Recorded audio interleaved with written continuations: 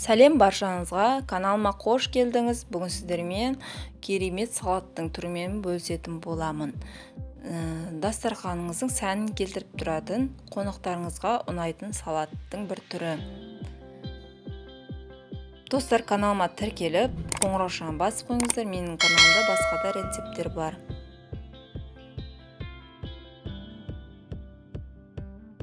Керекті заттарды описанияға жазып қоятын боламын астына. Ең алдымен бізге тауық еті және тұздалған қияр, картошка, сәбізді суға пісіріп теркадан өткізіп алдым осылай.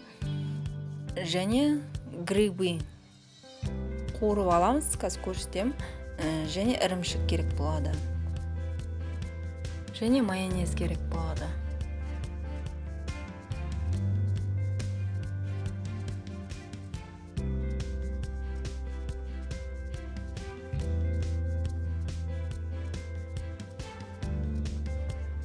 Сұйық май және сливочный май кішкене қосып жібердім, дәмін келтіру үшін.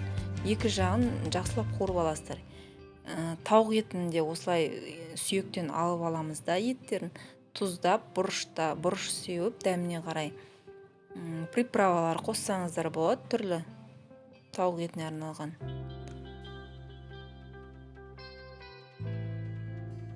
Кішкене сұйық май қосып жіберіп, жақсылап араластырасыздар осылай. Бұны да қуырып аламыз піскенше.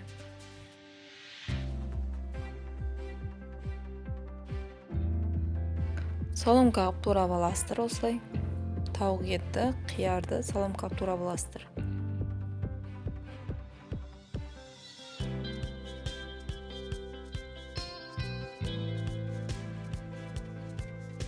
Салатымыз осылай жинайтын боламыз. Арнайы формаға салып.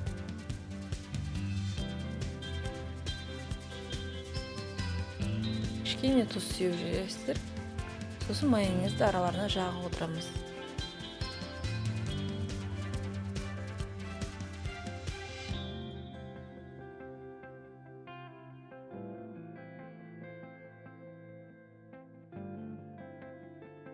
Достар, салаттың атын білсеңіздер, комментарияға жазып кетіңіз маған.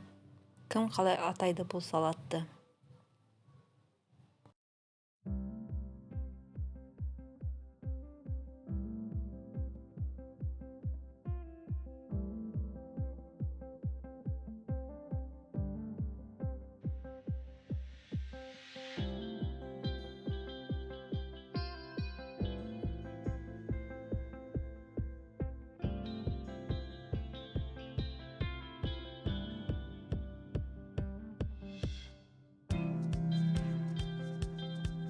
Және ірімшікті теркадан өткізіп аламыз да, өткізгішке бетіне салып,